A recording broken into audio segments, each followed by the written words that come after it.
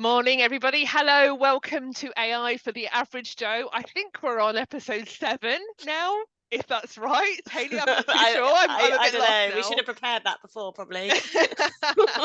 So we've had some really amazing guests on the podcast series so far, and we've had some fantastic feedback from those guests as well. And we've got another amazing guest joining us today. So I'm going to hand over very shortly to Dan, who is the AI educator.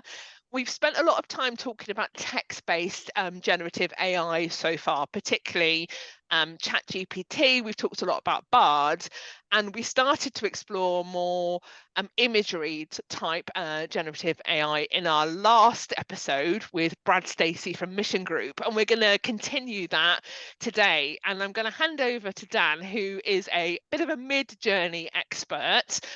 Who's going to take us through what Midjourney is and some of the stuff that he's been doing in this space, and of course leave you with the practical tip as we do every episode.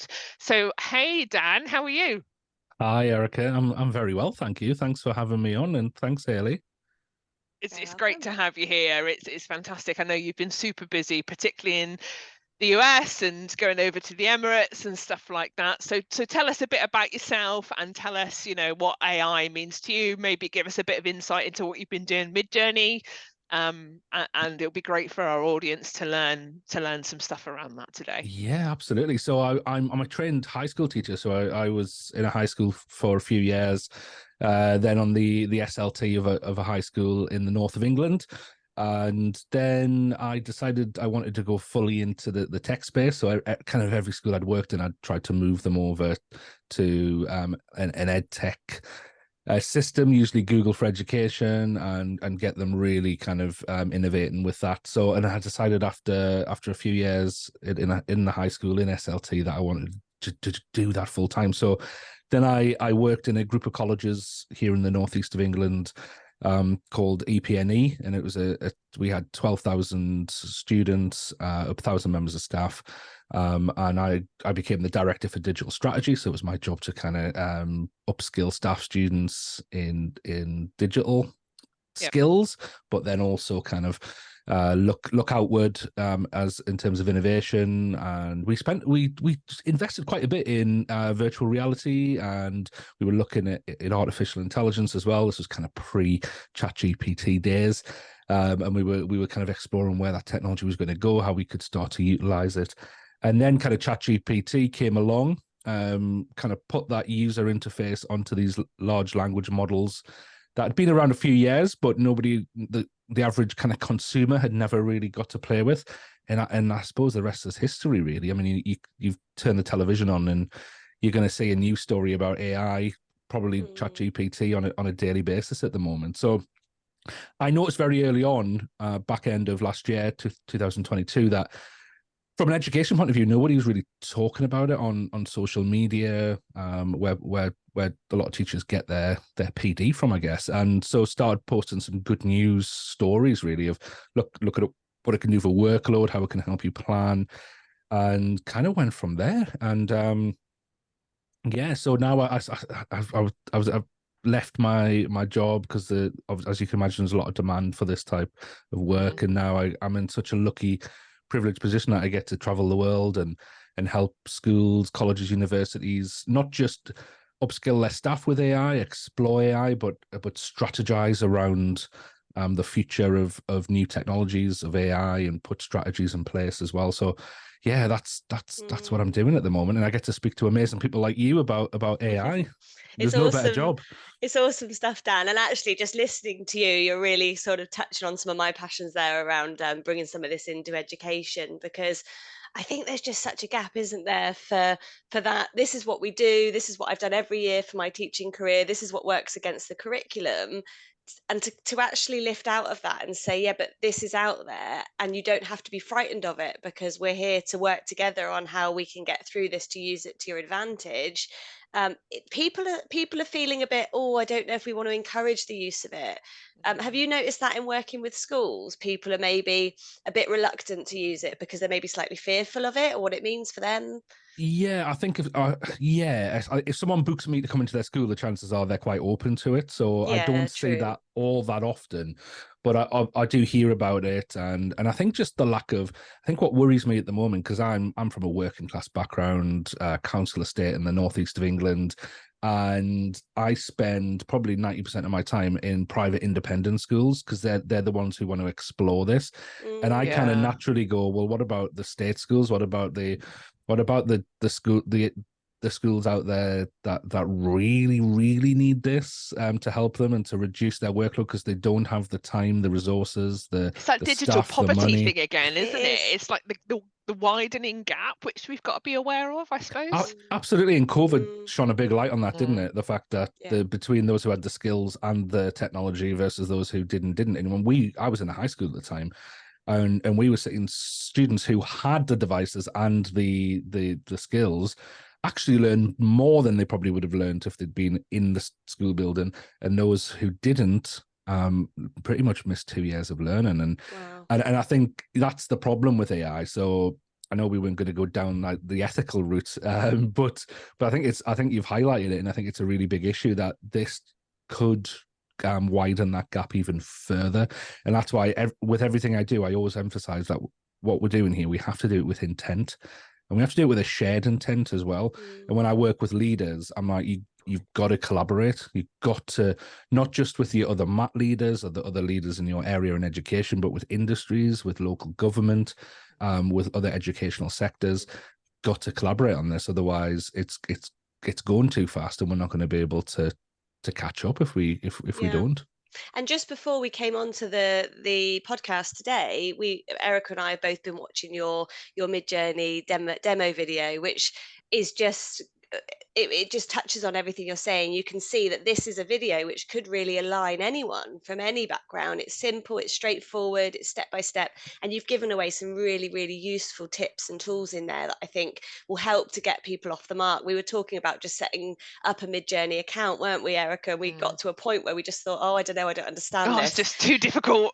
Yeah, and then Dan's video came along and it's like, oh, okay, and it took about 30 seconds I think this morning to get that Yeah. done. So it'd be great to hear a bit more from that perspective, Dan, in because obviously the work you're trying to do is to bring everyone onto that same page, and I think you're doing a great job with some of the stuff that you're starting to pull together and that content. Yeah, I suppose yeah, I always talk about Midjourney in my talks, and because I always like to show, especially in my keynotes, I kind of like to take people on a journey of, look, this is where the technology's come from, this is how it started, and this is where it's going, and get into kind of the more dynamic examples than just the ChatGPT. But I really think if we're using a tool like ChatGPT, Google Bard, whatever we're using, if we're using it in a way that really helps us save time, which I absolutely believe it can do in a massive way, then what do we do with that time we've got back? Well, we obviously spend it with the family, spend it with friends. But if it's saving you time actually when you at work, then actually I think we've got a duty to kind of to make our learning design more engaging, and to make it more interactive and dynamic. And I think one of the ways you can do that is with a tool like Midjourney. So I think teachers are just used to going to Google Images, going to Pixabay, somewhere where they can find stock images, downloading an image, using it. But actually, we're always wedging content in, aren't we? Because we don't have bespoke content out there. We're always like YouTube videos as well. We're wedging content into kind of what we want to get out of it.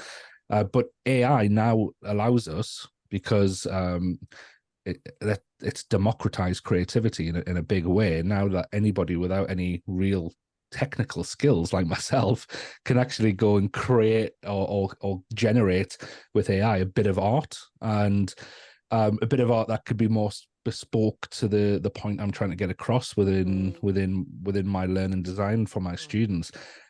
So I was aware that I do a lot around ChatGPT and helping teachers with that, and I was always aware that I'd never shown people how to get started with Midjourney. And it's a bit of it, like you say, it's a bit of a tricky process, because let's be honest, if you've ever used ChatGPT, if you've ever used some of these tools, they're still prototypes. They were literally just released a few months ago. And because they've taken off in such a big way, the companies are trying to catch up. They don't have fully working platforms yet. It was a bunch of people who made a prototype.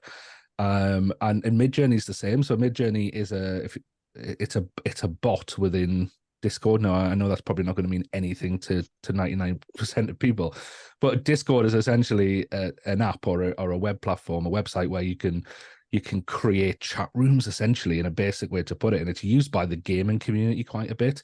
Yeah. And you essentially, when you type into that chat room, you can have different bots in there. So the bots can do different things like automate different processes. If someone types something in, it then gives them a resource. So it's a bit of an automation type thing. So what the guys at Midjourney did was they created a bot to go into Discord. So when you type into the chat the type of image you want to be created, the bot jumps in and uses, I mean, it's amazing. I mean, as you two know, amazing technology. It's more, I mean, you can go to Canva, you can use the text to image tool in Canva, amazing. Dolly by OpenAI, amazing, but nothing has got touches Midjourney in terms of the detail, the quality of the images. And you do have to pay for it. I think it's about $10 a month.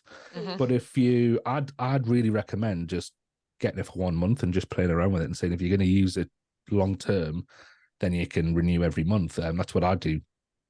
So have a play around with it. I've got that tutorial video, like you say. Yeah, brilliant. Such a step-by-step, good, easy video for people to follow. Dan, where can people find that video? Because we've talked about it a couple of times now. It'd be great to give them a bit of a signpost. Yeah, so it's on my YouTube channel. And you know what? I'm just starting to like build up my YouTube side of things, so I don't actually know the name of my channel. We can link it into this post, can't we? Oh, it's at @the_AI_educator. There you go. So we'll stick it on the link so people can click on it and find it. Yeah, great. Thank you. There's loads of videos on there as well. But I think what excites me about Midjourney isn't just Midjourney as an end in itself, like you can go and create an image, but it's then it's for those who've been in the edtech world for a while, it's what normally called app smashing, where you take different apps and you create something that you couldn't have created with just one app. So I've got tutorials about how you can take a Midjourney image, you can get a script from ChatGPT. So I created Henry VIII, where we created Henry VIII in Midjourney. We got ChatGPT to be Henry VIII just by asking it. And you can do that. We took the script, we put it into an AI tool called play.ht, which created a voice. Then we took the image, the voice file, uploaded it to a tool called D-ID, and it turned it into a fully animated video of Henry VIII talking. That was all done in 10 minutes. Yeah. And the only skills needed were copy and paste, logging into 4 different websites, and being able to click upload and download. Literally the only skills needed. And that's not just because I'm into tech. I have teachers every day telling me that it takes them 5 minutes to do this. That you can create a full interactive resource where the students can get to know the characters. So it's not just for a typical English class, history class, it's the teacher reading about about Romeo and Juliet. It's the teacher. I was going to say Shakespeare, perfect example for English literature. I remember doing English Lit A level, and you read the text, don't you? And you all have a go at reading it out, and then you analyze, what does Shakespeare mean when he said that? Imagine having Shakespeare talking to you saying, this is what I meant when I said that. And oh my God. 100%. Really, really impactful. And like you said earlier, Dan, at the moment we might go to YouTube to find a video that kind of fits the point, and we're wedging stuff in. So to create something that absolutely nails the point is really impactful, isn't it? That's a great opportunity. And in education as well as corporate L&D apprenticeships, it's just amazing. I mean, using ChatGPT already, it's really easy. You can do this in the free account, just to start, like, you tell it that you want it to play a certain role, and you can role play with it and get it to ask you questions, and then you can respond, and then it responds to your response. And like anyone could just log on to do that. And then you bring Midjourney in for the graphical side of it. It's just a no-brainer, really, isn't it? Yeah, I think that role side of things, I think that's a good practice anyway. So I've got a framework for how to write a good prompt in ChatGPT or Googlebot, and it's called the prep model, and the R within the prep model is role. So you might not want to be Henry VIII, but if you're creating let's say you're a biology teacher creating a resource, you might ask it to be a specialist in photosynthesis and so on with these skills.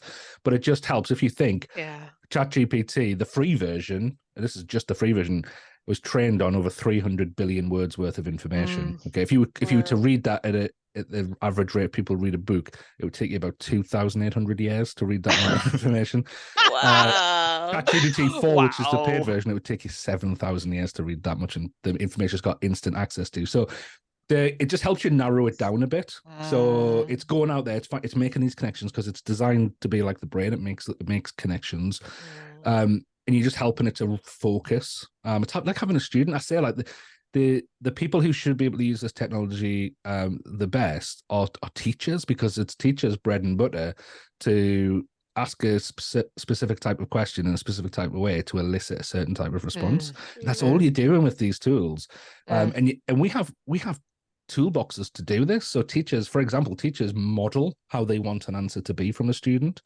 So they'll do, you know, when I was teaching, we had there was a pedagogical model called I do, we do, you do. So the teacher does it, models it, then does it in collaboration with the students, and then the students take over and do it for themselves. And that's literally what you do with AI. You go, look, this is the type of answer I want. This is how I want you to present it to me. This is the tone I want you to have. Now have a try of it, and then when you've trained it a bit and you're getting the results you want, then you can trust it and get it to produce those resources for you. So teachers, we've already got these skills. It's just it's confidence, isn't it? Yeah, It's confidence and fear. I think it's overcoming that fear, bridging that fear gap, isn't it? And and also it's I suppose they're in this environment where they're feeding off the students or whoever it is that they're training or teaching or educating, and then all of a sudden you're working with a digital thought partner ultimately, which is something we've talked about with ChatGPT a lot, and having to word it into text, which I guess is a skill in itself, isn't it? It's converting that conversation into something that they're writing about and asking for. Absolutely. And literacy skills are so important now. And it worries me because the education system kind of, especially in England, focuses so much on literacy and maths and goes, right, well, these are our priorities, and for very good reason. But actually, I mean, 2 years ago or last year, a third of UK students failed their GCSEs when it came to maths and English. So even though we say it's our priority and it's what we're good at, we're not really. And it really worries me because these tools, you can become a creator now. You can offer value. You can generate some amazing content, not by having the technical skills like coding, being able to paint with a brush and so on. I mean, still skills that are going to be needed, but people like us, when I say the democratization of creativity, are going to be able to do this. We're going to, if we're talking about Midjourney, we're going to be able to create photography like a photographer would. We're going to be. I mean, there's loads of questions about the authenticity of all of that, but the reality is, I can go into Midjourney and within a few seconds create a professional photograph that could literally go and win an international photography competition, which, by the way, people have done.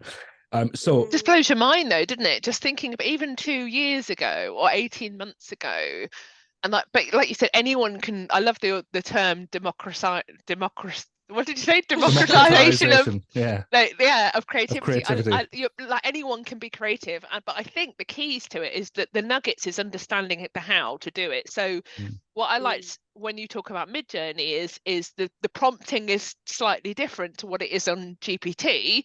So the /imagine prompt, for example, that you talk about, that's how you get Midjourney to start imagining what, the graphic or the picture that you're talking about. And I think once people understand little nuggets and little skills like that, that's how you use Midjourney. That's how you use GPT. That's how, this is what Bard does, which is slightly different. It's people bringing together that jigsaw really to understand this is why I would go to those different AI services for that different piece. Yeah. And I think that's the key to it, is giving people those tools, isn't it? Yeah. And the issue is, especially for someone like me who this is my living and I go around teaching teachers how to do this, is it's very transient as well. So like, for example, the in Midjourney or on Discord to get the Midjourney bot up and running, and so you can ask it something, you put /imagine and it's almost like a command to get the bot awake. That's that'll be irrelevant in a few months' time. Midjourney Yeah. are just about to release their own platform, so they won't be on Discord anymore. Oh, So that yeah. video It's I've going to just change released, so quickly, isn't Yeah. it? And that's, we're talking about that a lot, the ability to Mm. be okay with learning something that's then not going to mean anything a month down the line, and yeah. it's being all right with that. We're gonna start coming in now, Dan. It's been really helpful listening to your thoughts and another great conversation. But it'd be really useful to think if there was a piece of advice that you could give to people, or like a practical tip to do following on from watching this podcast. What would that be? What could be something just straightforward, something practical that people can take away from this today? I think, do you want me to focus on Midjourney for this? So Sure. Yeah, and if you've got a couple of thoughts, that's absolutely fine. Yeah. But maybe think about, if people want to get into Midjourney, what would kind of your toolkit or your tips be? I think, I mean, normally with something like ChatGPT, I just say, right, go log in and have a go of it and see what works. And you very quickly get used to a tool like that, because you ask it a question and it talks back to you. And then you go, that's not exactly how I wanted the answer to be. So you adapt your question, and you very quickly realize that the quality of the input dictates the quality of the output. And then you can maybe go to, shameless plug, my book, The AI Classroom, and look at the prep model and get ideas and frameworks for all of that. Yeah.